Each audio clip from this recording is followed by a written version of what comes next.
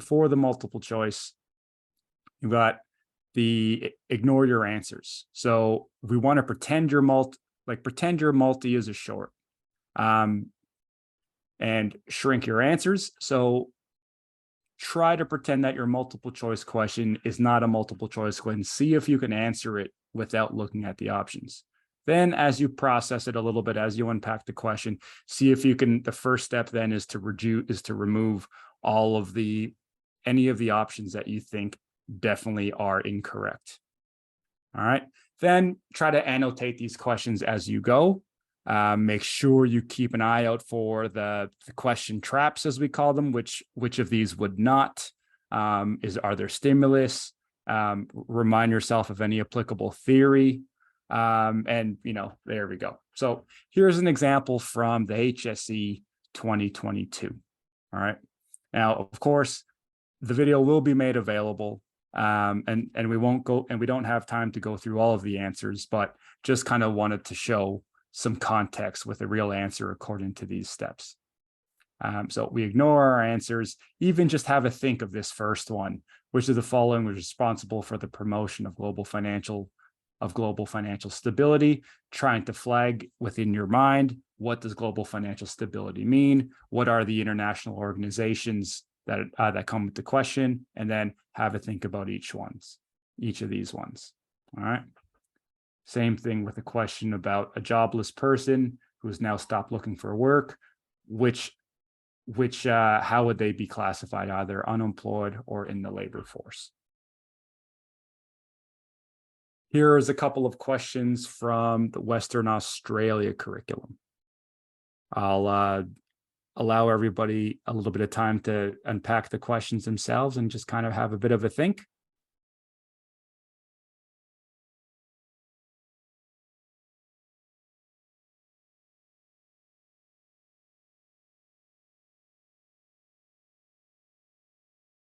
So there definitely is a lot that we can unpack in these questions. What is aggregate demand? What is aggregate supply? Which one of these would shift the aggregate demand curve to the left? This might be a good opportunity if you find a question like this, that you annotate, that you draw the model over here just to allow that clear picture. And that might, the diagram, the model itself might be a little bit more familiar than just reading the text and trying to think through the options. All right. So if you have aggregate demand shifting to the left, that might trigger something like an economic downswing or a decrease in economic activity, or decreasing price levels or something like that. It might trigger other aspects of economic reasoning that might help connect which of these options are the ones to go with. So that's what we're sort of talking about with trying to shrink your answers, annotate the questions when you can, and try to connect them to theory. This was in the on the AEO website as one of the sample questions. So we'll try the same thing. I'll sit tight for a little bit and let people unpack the question.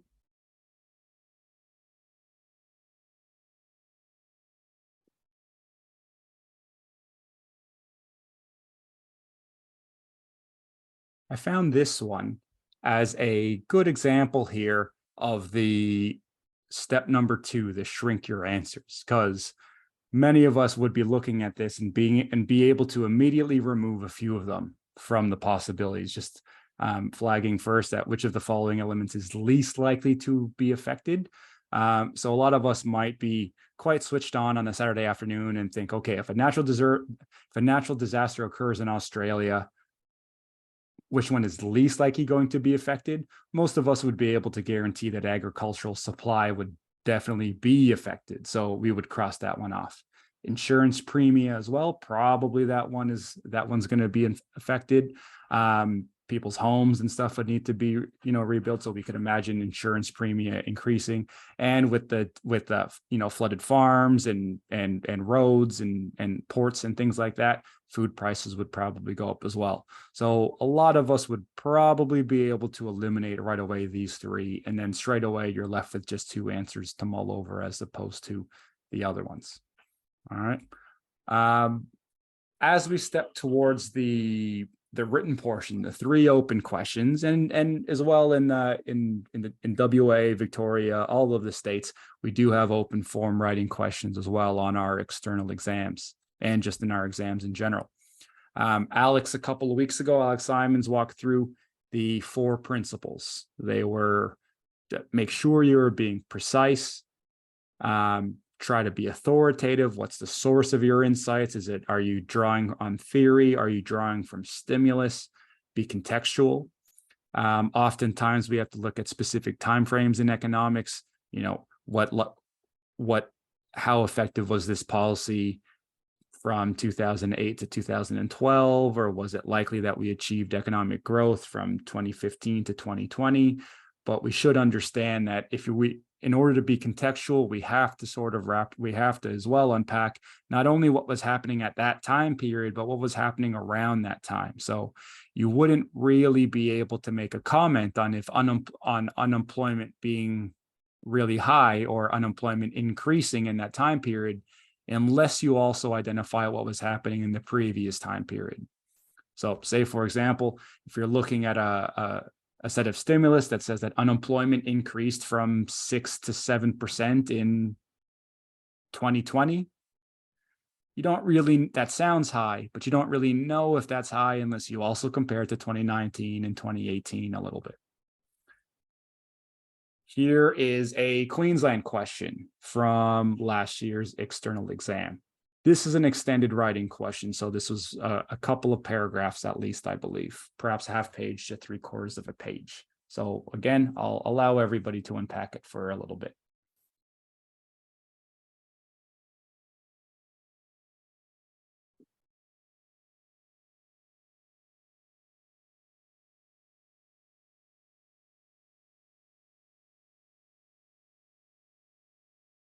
Okay, there's definitely a lot here, a lot in this question. We have 5 different sets of fiscal policies, and the question down, or the task down here at the bottom, to explain the fiscal stance in this federal budget. So not only would you need to be able to understand each of these individual fiscal measures, but to basically be able to categorize or classify each one as being contractionary or as being expansionary, and then sum the entire thing up as to look at likely, is this entire, if this was the budget scenario, if these 5 measures were included in the federal budget, would this overall be an expansionary budget or a contractionary budget? Here's one from Victoria. This one has a little bit of stimulus. We spoke a lot about being able to analyze the timeframes. And this is an example here where if I'm looking at this time period just after June 2020, that if you look at this time period in isolation, you would say, oh, unemployment or CPI is increasing, inflation is going up. But that's a little bit short-sighted unless you add the context. Inflation is increasing, but it's still historically low compared to all of the 4 years previously. So be specific about the time frame, but then also try to contextualize the overall trend, because it would be a little bit short-sighted or incomplete if you said, oh, inflation at this time is increasing, therefore the economy's experiencing growth, where perhaps the economy is recovering, but from a pretty significant downswing, and still is maybe recovering, but has not recovered. All right. Last week, we covered the open questions, some tips for tackling extended writing. So anything that might be up to a page, perhaps even longer, depending on the state that you're in and their exam parameters. I focused last week mostly on what I like to call the automatics and the approach. The automatics were the things that you do, even if the question doesn't necessarily ask you to do that. So showing that you know what specific economic terms means, even if it doesn't ask you to. You give an example, if applicable, quote important numbers, calculate something, try to work out the tricky trend.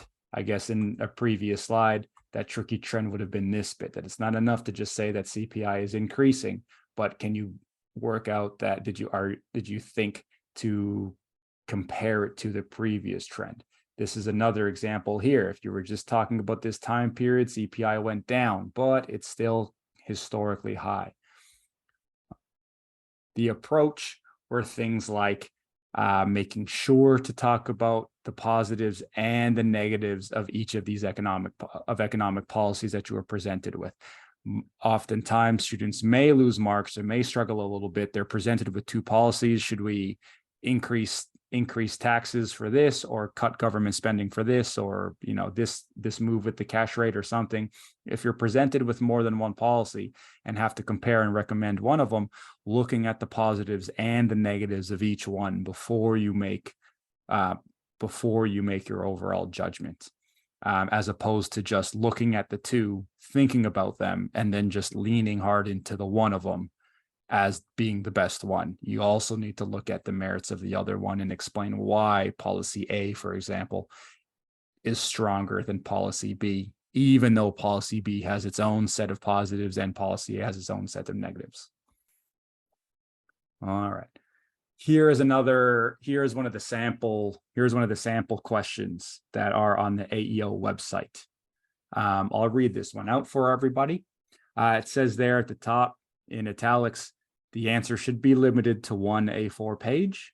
And our question was, the Australian economy is experiencing a broad-based rise in the level of inflation. The Reserve Bank of Australia is considering a further rise in the level of the cash rate. Explain how this possible move by the RBA would address the level of inflation in the economy and any potential effects on the value of the Australian dollar. So straight away, we have a general context that there has been a rise in inflation.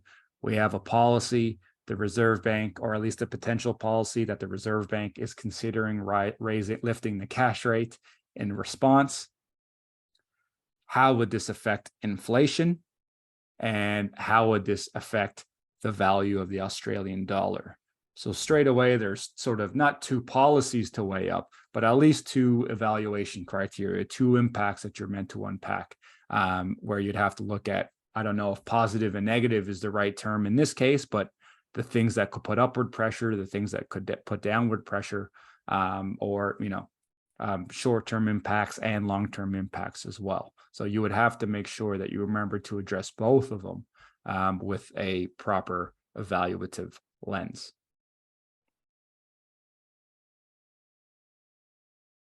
Here was the second question in the sample pack on the AEO website. I'll allow everybody to read it themselves this time.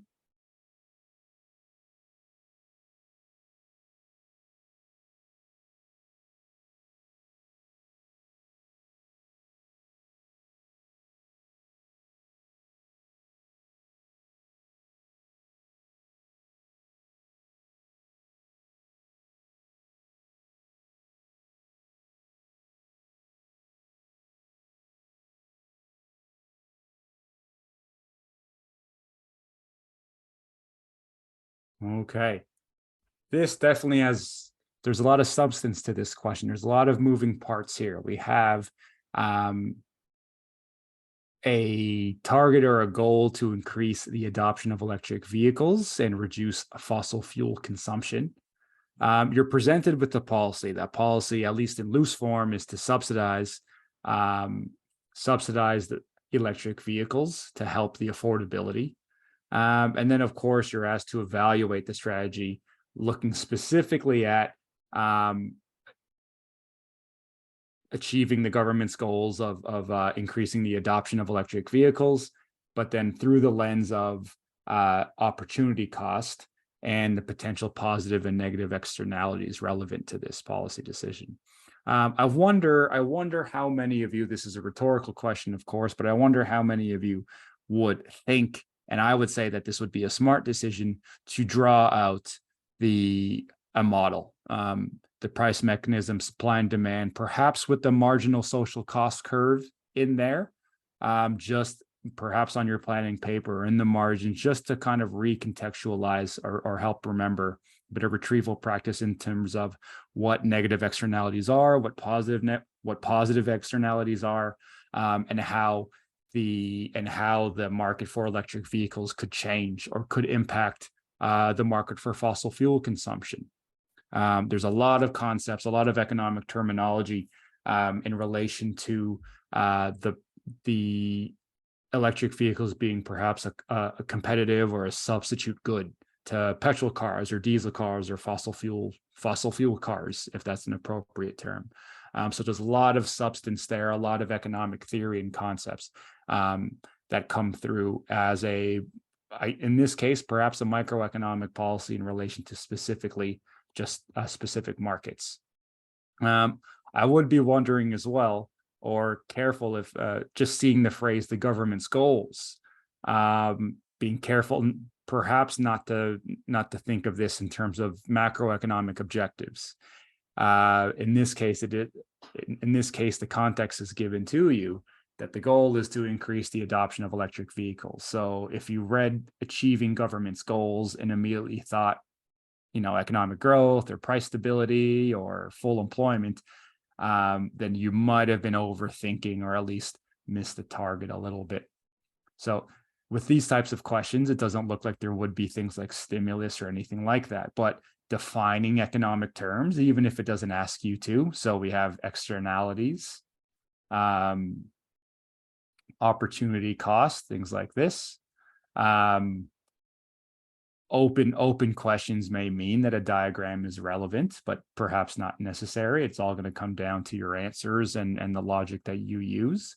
But same thing, being able to look at the positives and the negatives, and specifically ways that you could apply opportunity costs. So there might be mechanisms there to say, yes, they could subsidize electric vehicles, but they could instead, there's other policies, other applications of that tax money of government spending that they could use that might be more fruitful or more beneficial for the economy. And I think that was pretty much it. Here are just a review slide of the exam structure and what we're looking at next Saturday. So the 40 multiple choice, the 3 open questions, and that 1 bonus question with the specific mark counts for each one.